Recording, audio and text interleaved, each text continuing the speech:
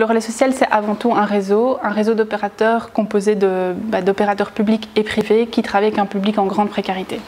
Et ce que nous on appelle grande précarité, c'est vraiment un public sans abri, donc ça va à la fois des personnes qui sont sans logement, qui vivent à la rue, qui vivent dans des tentes, qui sont hébergées chez des tiers, mais aussi toutes les personnes qui sont en situation de mal logement et qui du coup sont hébergées dans des logements surpeuplés, dans des logements insalubres, qui sont menacés d'expulsion, qui sont victimes de violences intrafamiliales, et puis on a aussi le public en lien avec la consommation et la prostitution.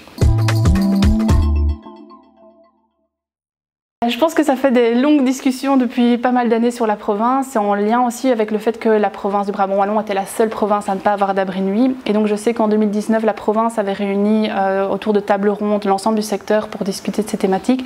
Et il y avait vraiment plusieurs constats qui étaient ressortis, dont finalement ce manque d'un opérateur un peu central et coordinateur qui était du coup le relais social. Et donc c'est comme ça que les différentes maisons d'accueil du Brabant Wallon, l'UTUC et la Fédération des maisons d'accueil ont rentré un appel à projet au niveau de la région wallonne pour avoir un chargé de projet, qui était moi à l'époque, pour monter toute cette structure. C'est un des projets sur lesquels nous on travaille, du coup, c'est le projet principal qui est vraiment de créer un dispositif d'hébergement d'urgence sur l'ensemble du territoire du Brabant Wallon. Et donc les conteneurs sont pour le moment gérés et mis à disposition par le CPS de Wavre. Et l'idée c'est vraiment de pouvoir à terme les réintégrer dans un dispositif beaucoup plus large qui fonctionne avec des modalités communes avec l'ensemble du reste du dispositif.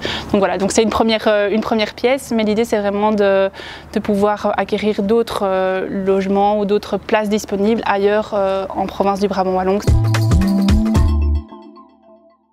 Exclusivement en fait pour des personnes sans abri, donc des personnes qui actuellement n'avaient pas de chez eux où dormir.